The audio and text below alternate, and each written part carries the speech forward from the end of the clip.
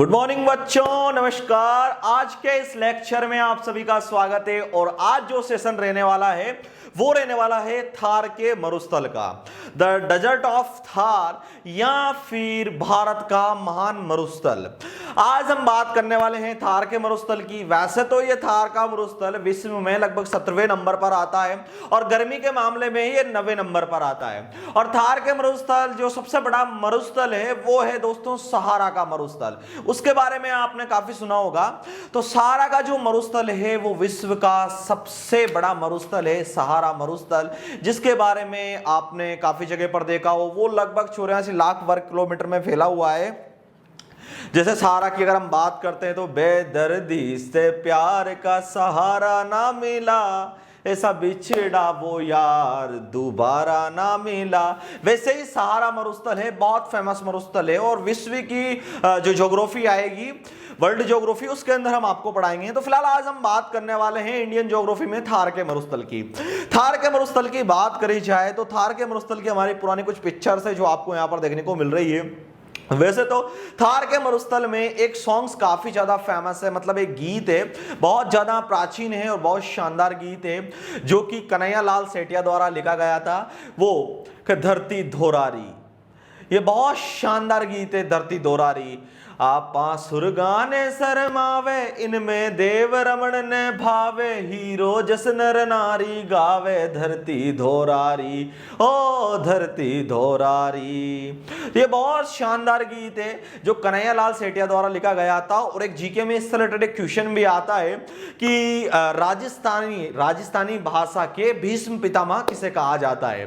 तो कन्हैया लाल सेठिया को राजस्थानी भाषा के, केवल भाषा के भीष्म पितामह कहा जाता है।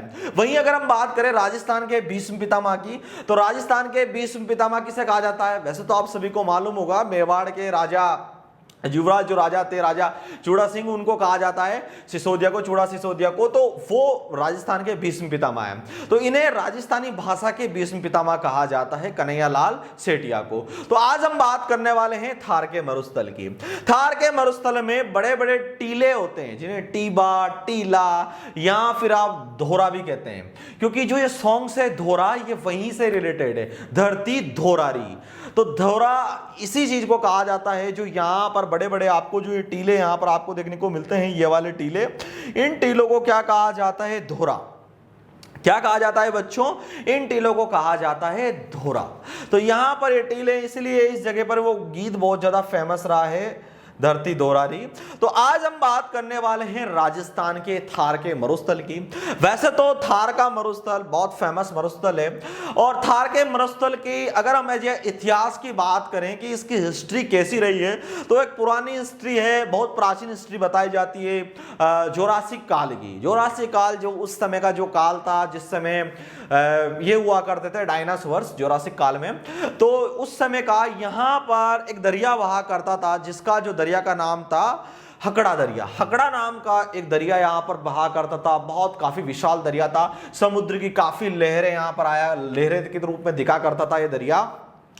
यहां पर कुछ समय जब भूगर्भीय हलचल हुई, भूगर्भीय हलचल यानी भूमि के नीचे जो परतें पाई जाती है, चट्टानें, उन प्लेटों में भूगर्भीय हलचल हुई। क्योंकि हमारा जो ये इंडिया है ये भी भूगर्भीय हलचलों के कारण हुआ है। पहले ये गोंडवाना और अंगारा लैंड दोनों लैंड में विस्तृत था, फिर वहां से भूगर्भीय हलचलें हुई और ये जो हमारा गोंडवाना लैंड आकर इधर मिला, और गोंडवाना लैंड से भारत की जो उत्पत्ति यानी 33 सागर था उससे मिलने से हुई है। वो हमने पहले जो फर्स्ट लेक्चर था हमारा हिमालय की उत्पत्ति, उसमें बताया है। तो वहां पर क्या हुआ कि जब भूगर्भीय हलचलें हुई नीचे, और भूगर्भीय हलचलों के कारण जो यहां पर एक जो अकड़ा नाम का यहां पर दरिया हुआ करता था, वो दरिया धीरे धीरे खत्म हो गया और ये जगह धीरे धीरे अपने स्तर से ऊपर उठने लगी। जैसे ही जगह अपने स्तर से ऊपर उठने लगी, ऊपर उठने से यहां पर एक विशाल काय, क्योंकि देखिए ये जो जगह थी, ये जगह कौन सी थी बच्चों, ये जो जगह थी ये थी बहुत ही ज्यादा उपजाऊ जगह, क्योंकि समुद्री जगह थी। धीरे धीरे जैसे ही ऊपर उठने लगी और धीरे धीरे यहाँ पर समुद्र जो किरणें आई सूर्य की, उनसे यहाँ का जो खारापन था धीरे धीरे समाप्त हो गया। और यहाँ पर अच्छी खासी यहाँ पर पेड़ पौधे, बहुत अच्छे विशालकाय पेड़ पौधे यहाँ पर होने लगे।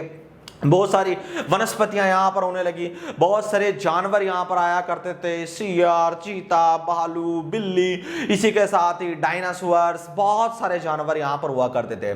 लेकिन धीरे धीरे यहां पर समय जो तापमान में परिवर्तन हुआ, फिलहाल भी हो रहा है, आपने देखा होगा गर्मी बहुत तेज बढ़ रही है, ऐसा करके टाइम पर सर्दी नहीं हो पा रही है, बरसात का भी टाइम, एक लिमिटेड टाइम पे बरसात नहीं हो रही, कभी तेज कभी कम, तो ऐसा ही माहौल यहां पर हुआ। धीरे धीरे यहां का तापमान में चेंजेज आने लगे और तापमान में चेंजेज आने के कारण ये जगह एक विशालकाय यहां पर मरुस्थल बन गया। यहां पर धीरे धीरे पेड़ पौधे सब समाप्त हो गए, बहुत विशालकाय एक मरुस्थल का यहां पर निर्माण हुआ। अगर आप देखें तो एक जगह है, जब आप जैसलमेर से बाड़मेर की ओर जाएंगे तो वहां पर एक पार्क बना हुआ है, अकलहुड पार्क यहां पर बना हुआ है, अकलहुड फॉसिल पार्क। इस पार्क के अंदर उस जमाने के विशालकाय यहां पर पेड़, जो 100 फीट लंबे पेड़ हुआ करते थे, उन पेड़ को यहां पर संरक्षित करके रखा गया है। आप जाएं तो कभी सर्च करना वहां पर, तो वहां विशालकाय पेड़ है। और यहां पर खुदाई में कोई एक जगह है, जिस जगह पर, जिसमें हमीबा और लोदवा नाम के क्षेत्र में डायनासोर के अंडे भी निकले हैं बच्चों।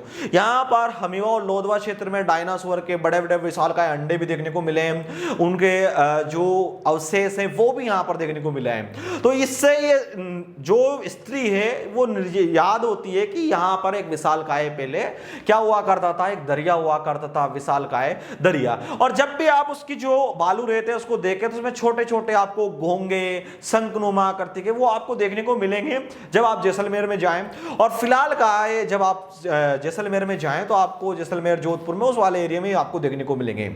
ये हिस्ट्री रही है थार के मरुस्थल की। अब बात करते हैं थार का मरुस्थल या फिर ग्रेट इंडियन डेजर्ट की। द ग्रेट इंडियन डेजर्ट यानी थार का, यानी भारत का महान मरुस्थल है, बहुत विशालकाय मरुस्थल है, विश्व का लगभग 17वें नंबर पर आता है। और यही मरुस्थल अगर हम बात करें गर्मी के मामले में तो ये कौन से नंबर पर आता है, 9वें नंबर पर आता है। थार के मरुस्थल की विश्व का सबसे बड़ा जो मरुस्थल है वो सहारा मरुस्थल है, जो कि नंबर 1 पर आता है। वहां पर वो 84 लाख वर्ग किलोमीटर में फैला हुआ है। और इस मरुस्थल की अगर हम बात करें तो ये मरुस्थल समथिंग 2,38,354 किलोमीटर वर्ग किलोमीटर में फैला हुआ है। कितने वर्ग किलोमीटर में बच्चों, 2 लाख। यहां पर हम इसको थोड़ा इसकी साइज बढ़ाते हैं तो यहां पर ये फैला हुआ है बच्चों, यहां पर है ये 2,38,000 यहां पर 254 वर्ग किलोमीटर में। लेकिन अब अगर हम इसको एज ए इतिहास में यानी हम कॉम्पिटिटिव एग्जाम के तौर पर देखते हैं तो वहां केवल 2,33,000 वर्ग किलोमीटर बताया जाता है। कितना, 2,33,000 वर्ग किलोमीटर बताया जाता है। ये पूरा जो इंडिया के अंदर फैला हुआ है, इतना सारा विशालकाय मरुस्थल है। वहीं अगर हम राजस्थान की बात करें कि राजस्थान में कितना मरुस्थल फैला हुआ है, तो राजस्थान के अंदर बच्चों 1,75,000 किलोमीटर मरुस्थल राजस्थान के अंदर ये फैला हुआ है। यानी राजस्थान में 1,75,000 किलोमीटर। और वहीं ये मरुस्थल किन किन जगह पर फैला हुआ है, जैसे मरुस्थल अगर 2 देशों में विभाजित है, ये एक इंडिया एंड पाकिस्तान में। इंडिया के अंदर जो मरुस्थल है जिसे हम थार का मरुस्थल कहते हैं, और पाकिस्तान के पंजाब प्रांत में ये फैला हुआ है जिसे चोलिस्तान कहा जाता है। क्या कहा जाता है बच्चों, चोलिस्तान। चलिए मैं नोट्स के जरिए आपको पढ़ाता हूं ताकि आपको अच्छे से समझ में आएगा। और इन फ्यूचर में अगर आप इन नोट्स को एज अ डाउनलोड भी करना चाहें, फोटोज भी कैप्चर करना चाहें तो आप कर सकते हैं। तो यहां पर आपने हमारी पिक्चर्स देखी है। और वैसे मैं आपको बताऊं, मरुस्थल पे एक चीनी, बहुत शानदार एक चीनी यहां पर आए थे यात्रा करने, जिसे यात्रियों का राजकुमार भी कहा जाता है, हेवेनसांग।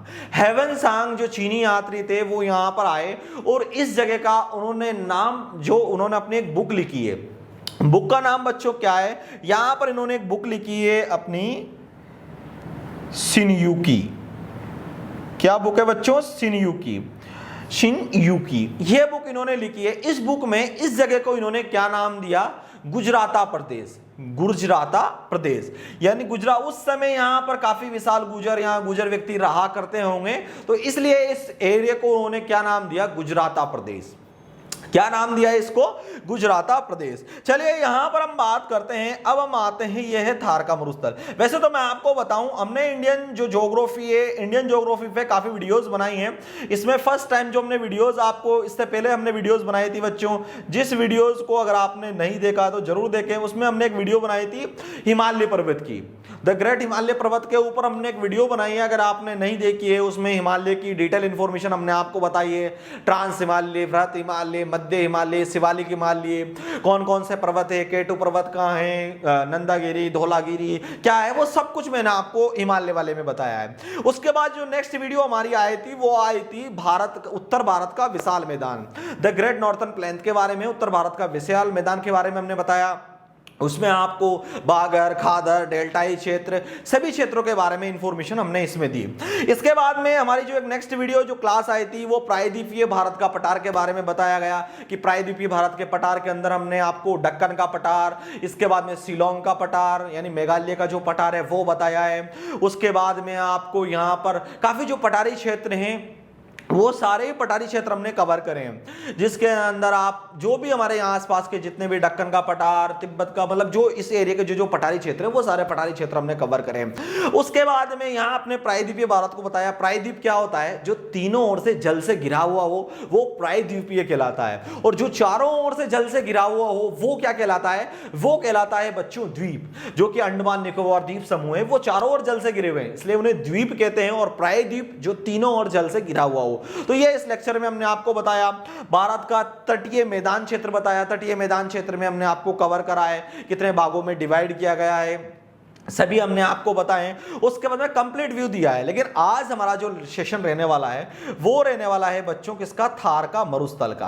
आज हम बात करने वाले हैं थार के मरुस्थल की। थार का मरुस्थल जो कि ये है हमारे बच्चों, यहाँ पर ये थार का मरुस्थल आता है। थार के मरुस्थल के अंदर आप देखें तो यहाँ पर कंप्लीट जो थार का मरुस्थल है वो मतलब यहाँ पर देखें तो 85% जो थार का मरुस्थल है वो इंडिया के अंदर कवर्ड है, यानी 85% जो थार का मरुस्थल है वो इंडिया में, और 15% पाकिस्तान के अंदर आपको देखने को मिलता है। तो आज हम बात करने वाले हैं इसी थार डेजर्ट की। थार डेजर्ट का आज हमारा सेशन रहने वाला है। चलिए नीचे की ओर हम बढ़ते हैं बच्चों। यहां पर हमारे पास आता है, ये क्या है? पूर्व उत्तरी भाग में, मतलब पश्चिमी भाग में, पश्चिम उत्तरी भाग के अंदर विशालकाय पश्चिमी भाग में थार का मरुस्थल है जो कि एक शुष्क मरुस्थल क्षेत्र है, और ये इंडिया और पाकिस्तान, भारत और पाकिस्तान में आता है। जो इसकी कुल जो एरिया है ये 2,38,354 वर्ग किलोमीटर है, जो मैंने आपको बताया कुल इतना है। इसी के साथ अगर हम भारत में इसकी बात करें तो काफी जगह 2,33,000 वर्ग किलोमीटर इसका बताया जाता है, जो हमने आपको पहले कवर दिया। और राजस्थान में 1,75,000 वर्ग किलोमीटर में फैला हुआ है। वैसे काफी एग्जाम से में सवाल आता है कि थार का मरुस्थल कितने स्टेट के अंदर फैला हुआ है, यानी कितने राज्यों में फैला हुआ है। तो बच्चों थार का मरुस्थल 4 राज्यों में फैला हुआ है, जिसमें पंजाब, हरियाणा, राजस्थान एंड गुजरात। पंजाब, हरियाणा, राजस्थान एंड गुजरात। कोई व्यक्ति कहेंगे कि पंजाब और हरियाणा में तो हरियाली होती है, काफी हरे भरे मैदान है, तो फिर वहां पर थार का मरुस्थल कैसे? मैं आपको बताऊं, वहां थार का मरुस्थल था, लेकिन बीच में नदियों इनके कारण निर्माण होने से धीरे धीरे वहां पर काफी हरियाली हमें यहां पर देखने को मिल गई है। लेकिन वहां पर पहले थार का मरुस्थल हुआ करता था। अभी फिलहाल राजस्थान में और कुछ कुछ गुजरात में हमें यहां पर देखने को मिलता है। लेकिन जब भी कॉम्पिटिटिव एग्जाम में सवाल आता है तो ये चारों के चारों स्टेट आते हैं, इसलिए आपको याद करना चाहिए। और अगर बच्चों हम बात करें राजस्थान की, देखिए अभी हम नीचे की ओर बढ़ते हैं यहां पर, तो देखिए हमने आपको बताया है कि विश्व का 17वां नंबर का सबसे बड़ा मरुस्थल है, और गर्म उपोष्ण कटिबंधीय मरुस्थल में 9वें नंबर पर आता है, यानी गर्मी के मामले में। थार का मरुस्थल मैंने आपको बताया है कि 85% तो भारत में है और 15% पाकिस्तान के अंदर ये थार का मरुस्थल फैला हुआ है। और अब अगर हम बात करें इसकी, राजस्थान के कितने जिलों को यह कवर करता है, कितने डिस्ट्रिक्ट से यह कवर करता है, जिसमें चूरू, हनुमानगढ़, बीकानेर, जोधपुर, जैसलमेर एंड बाड़मेर। कितनी है इसमें? चूरू, हनुमानगढ़, बीकानेर, जोधपुर, जैसलमेर, बाड़मेर, 6 जिलों को, 6 यहां पर डिस्ट्रिक्ट्स को ये कवर करता है, 6 जिलों को यहां पर कवर करता है। आपको याद रखना चाहिए। हालांकि थार के मरुस्थल के क्रम मैंने आपको बता दिया कि 4 राज्यों में आता है, गुजरात, पंजाब, हरियाणा एंड राजस्थान। आपको ये भी नोट डाउन करके रखना चाहिए बच्चों, क्योंकि इन फ्यूचर में ये आपके काम आएगा। एक बात और बताऊं मैं आपको, पाकिस्तान के पंजाब प्रांत में आता है, जिसे थार को हम चोलिस्तान के नाम से जानते हैं। इन फ्यूचर वर्ल्ड ज्योग्राफी में रिलेटेड क्वेश्चंस आते हैं, फिलहाल अभी आप वर्ल्ड ज्योग्राफी पढ़ोगे तो आएगा। यहां पर मरुस्थल का मतलब जो थार का मरुस्थल है उसका राजस्थान में कितना 62% है, यानी विशेष कर अगर देखा जाए तो 61.11 आता है, यानी कि 61.11% भूभाग पर यहां पर यह मरुस्थल पाया जाता है। लेकिन बच्चों एक बात मैं आपको बताऊं, ओरिजिनल जो राजस्थान में है ये केवल पहले 58% भूभाग पर हुआ करता था। राजस्थान में 58% मरुस्थल हुआ करता था, लेकिन यहां पर जब आपने देखा कि जो अरावली पर्वतमाला है, अब अरावली पर्वतमाला को अगर हम एज डिफाइंड करें कुछ इधर साइड में लेकर आपको, तो यहां पर जो ये राजस्थान का जो हमारा नक्शा है, राजस्थान का यहां पर, तो राजस्थान के इस नक्शे के अंदर क्या है बच्चों, यहां पर है ये अरावली पर्वतमाला। अब अरावली पर्वतमाला जो आपको दिखाऊं तो अरावली पर्वतमाला यहां पर जो श्रृंखला है बच्चों, अरावली पर्वतमाला कुछ इस टाइप की यहां पर है। तो कहीं कहीं पर अरावली पर्वतमाला के अंदर आपको उसके छोटा सा हिस्सा है, कहीं कहीं पर, तो कहीं कहीं पर बड़े बड़े टीले भी, बड़े बड़े यहां पर पर्वत देखने को मिलते हैं अरावली पर्वतमाला में। जो छोटी छोटी जगह है जहां पर अरावली कोई भी पर्वत है वो ऐसा स्ट्रेट नहीं होता, वो ऐसे ऐसे होता है। तो जो जगह बची हुई इन जगहों से हवा के कारण मरुस्थल की इधर से रेत उठकर कुछ अरावली पर्वतमाला के उधर वाले हिस्से में भी आ चुकी है, यानी पूर्वोत्तरी यानी पूर्वी हिस्से में आ गई पश्चिम से। इसे ही मरुस्थल का मरुस्थलीकरण कहा जाता है, यानी मरुस्थल का अपने एरिया से विस्तार होना, अपने एरिया से फैलना, मरुस्थल का अपने एरिया से आगे की ओर बढ़ना, फैलना, जिसे मरुस्थलीकरण कहा जाता है। ये अगर आप राजस्थान में जाएं तो नाचना गांव पर ये आपको देखने को मिलेगा।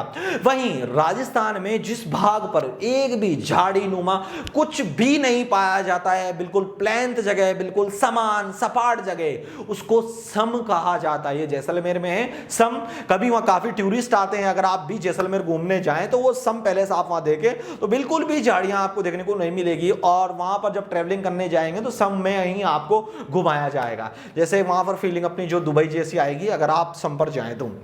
यहां पर अरावली पर्वतमाला के, देखिए मैंने आपको बताया अरावली पर्वतमाला के 58% यानी 58% भाग पर तो प्राचीन है, और लेकिन धीरे धीरे जो अभी नया निर्माण हुआ है, धीरे मरुस्थल का एकीकरण हुआ है 3.11%, यानी टोटल हमारा कितना होता है 61.11% यहां पर ये होता है, यानी कि 61.11% भाग पर यहां पर मरुस्थलीकरण हुआ है। वहीं बच्चों अगर हम बात करें नीचे की ओर बढ़े तो मरुस्थल की अगर हम गर्मी की बात करें, मरुस्थल में कितनी गर्मी आती है, मरुस्थल के अंदर आप गर्मियों में देखें तो 52% तक हेवी गर्मी चली जाती है, 52 डिग्री सेल्सियस तक। और वहीं जब सर्दियों में जाएं तो 0 डिग्री सेल्सियस तक वहां पर गर्मी चली जाती है। इसीलिए वहां पर गर्मी भी तेज पड़ती है तो सर्दी भी तेज पड़ती है।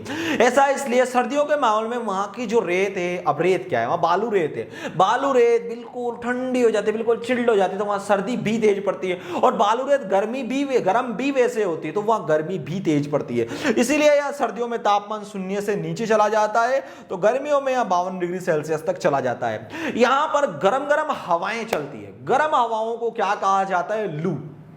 क्या कहा जाता है बच्चों, लू का लगना। अब राजस्थान में राजस्थानी अगर हम लैंग्वेज में बोले तो लू लगी इस टाइप से बोला जाता है। तो अटवा अगर हम बात करें राजस्थानी भाषा की, तो राजस्थानी भाषा में मावट, आपने नाम सुना होगा मावट का, जैसे राजस्थान के जैसलमेर जोधपुर में माउटो बोले, माउटो अटा माउटो पढ़ियो भाई। अब माउटो कहीं होवे, माउटो भाई जो अपन सर्दियों में होने वाली वर्षा को मावट कहा जाता है, उसे ही राजस्थान में माउटो, मावट, जैसे भी जिस भी लैंग्वेज में आप लेना चाहें वो ले सकते हैं यहां पर। और यहां भेड़ बकरी पशु पकड़ी जगह जंगल यार, वहां पर पूरा सुनसान सपाट जगह है। अब भाई अगर अटे अपन बात करा असी जगह ई जगह ने वास्ते कई कणरे जानवर रेवला भाई, ई जगह में जो जानवर आपने देखे हैं तो वह रे वह ऊंटड़ो, बकरी, जानवरों में गायां भैंसियां, ये अटे देखने को मिले अपने। तो अटे अगर आप जाओ कभी राजस्थान रे वास्ते, तो राजस्थान में आपने जोधपुर, जैसलमेर, बाड़मेर आप जाओ तो वहां अटे अशो दर्रा आपको देखने को मिले। इन दर्रा क्यों कहवे, दर्रा यानी सपाट जगह है, बिल्कुल दर्रा है।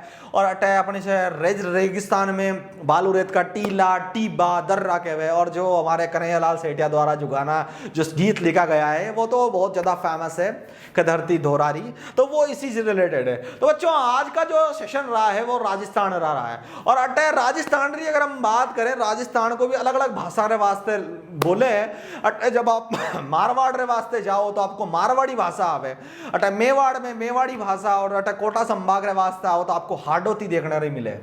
तो जब भी आप राजस्थान में घूमो तो टाबर आपको देखने को मिले एंड भोड़िया कहीं करे तो अटर राजस्थान में जो भाषा है वो आपको जैसलमेर रे वास्ते देखने को मिलेगी। अटर जैसलमेर जोधपुर रे वास्ते थे जाओ और थानू ये लैंग्वेज आपको देखने को मिलेगी जिसे राजस्थानी लैंग्वेज कहा जाता है। बच्चों मैंने थोड़ी थोड़ी राजस्थानी आपको ऐसा बोला, वैसे राजस्थानी में अपन जहाँ अपन बोलते इधर आ या कटे जावे भैया वहाँ, और खम्मा घड़ी आपको देखने को मिले जोधपुर रे वास्ते, जोधपुर से आप आगे जाओगे रामदेवरा रे वास्ते वहाँ खम्मा घड़ी बोले, खम्मा घड़ी।